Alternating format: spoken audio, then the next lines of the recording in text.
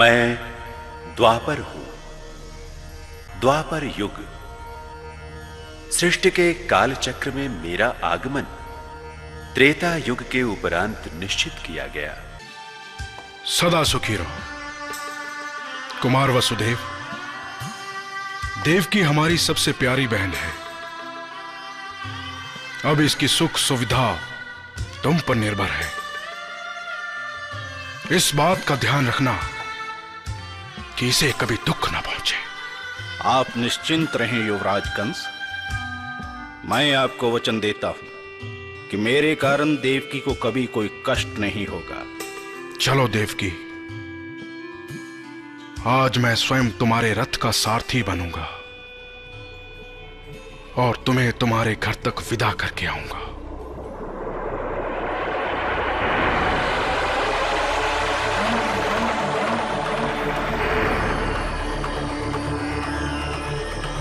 मूर्ख कंस, जिसे तू इतनी प्रसन्नता से रथ में बिठाकर विदा करने जा रहा है, उसी देवकी के 8वें गर्भ की संतान तुझे मार डालेगी। इसका 8वां गर्भ तेरा काल होगा।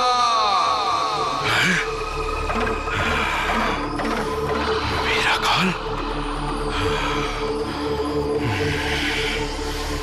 देवकी का 8वां गर्भ मेरा काल होगा? नहीं नहीं नहीं।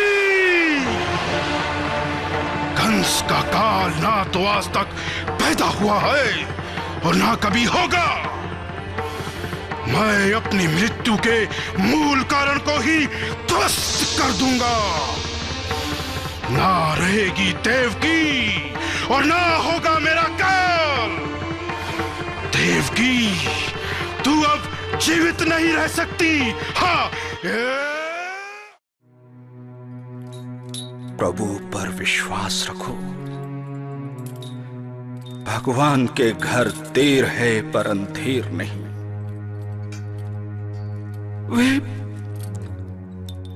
वे हमारे सारे दुख दूर कर देंगे। तुम्हारा बलिदान व्यर्थ नहीं जाएगा। तुम्हारे आंसुओं की कीमत भगवान देंगे, अवश्य देंगे देवकी, अवश्य।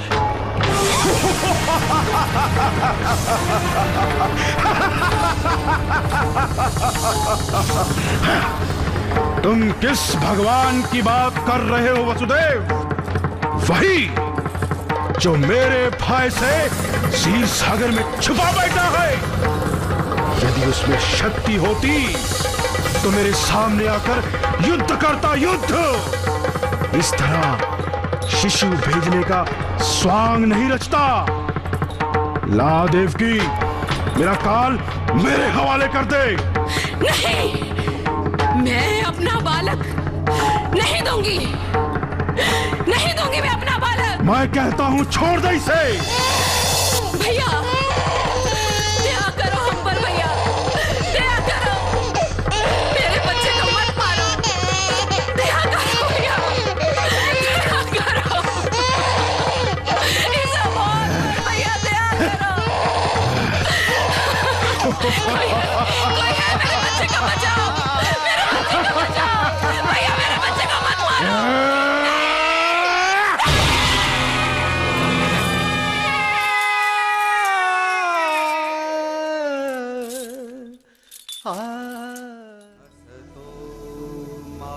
हे वसुदेव, माता देवकी, उठो।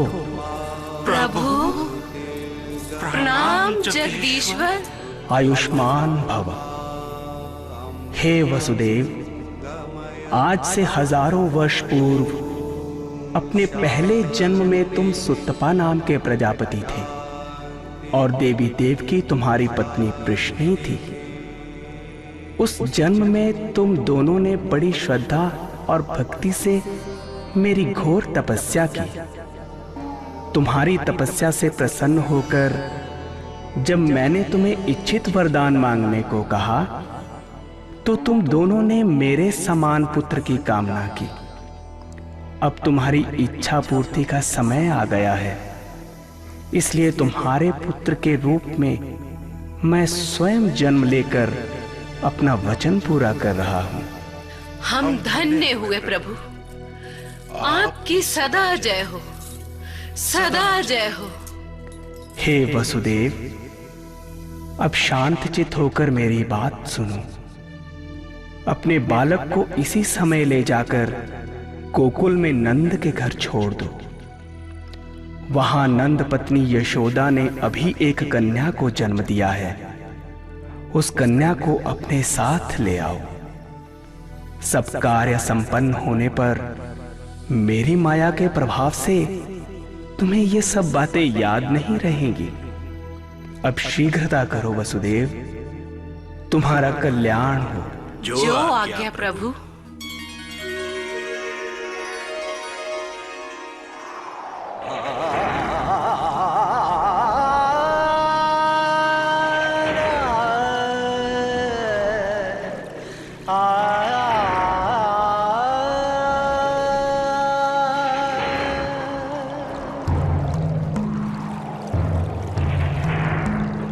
घन घोर घटाएं बरस रही, संग आंधी तूफान। वसुदेव जी चल पड़े, शीश लिए भगवान। शीश लिए भगवान, शीश लिए भगवान। आनंद भयो जय कन्हैया लाल की, हाथी दीन घोड़ा दीन और दीनो पाल की। हाथी दीन घोड़ा दीन और दीनो पाल की, नंद घर आनंद भयो। गर्भ से उत्पन्न कन्या ने हमारे हाथ से छूटते ही क्या कहा था? या मोरी मैं नहीं माखन खायो, सुन मैया मोरी मैं नहीं माखन खायो, सुन मैया मोरी। राधा को बचाओ, ईश्वर मेरे लल्ला की रक्षा करो, मेरे लल्ला की रक्षा।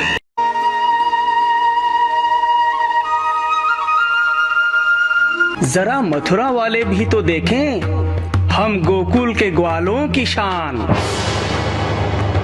आओ चानूर, क्या समाचार लाए हो?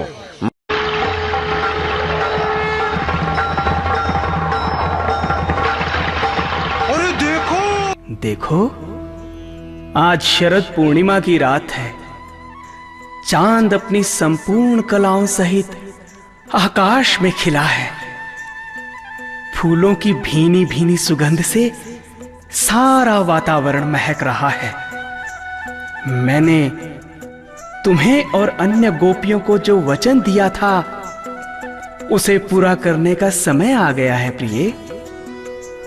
ब्रज की इस पावन भूमि पर आज मैं अपनी अंतिम लीला करूंगा राधे, और युग युगांतर तक इसे रास लीला के नाम से जाना जाएगा। राधे, आज इस रास द्वारा मुझे अपने प्रेम से सराबोर कर दो और मुझ में अपने प्रेम की इतनी शक्ति भर दो कि मैं सब दुष्टों का नाश करके पृथ्वी का भार उतार सकूं।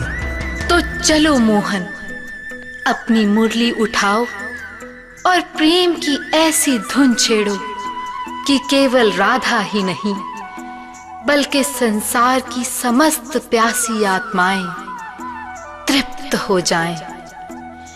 ब्रज की इस पावन भूमि पर रास नहीं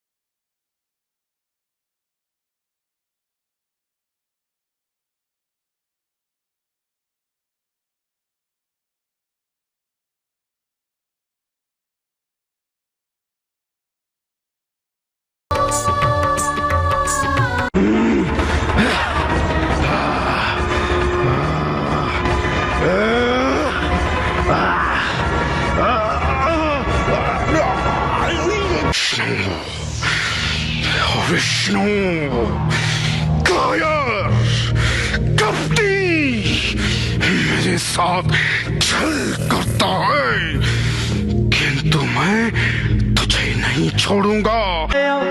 संभवामि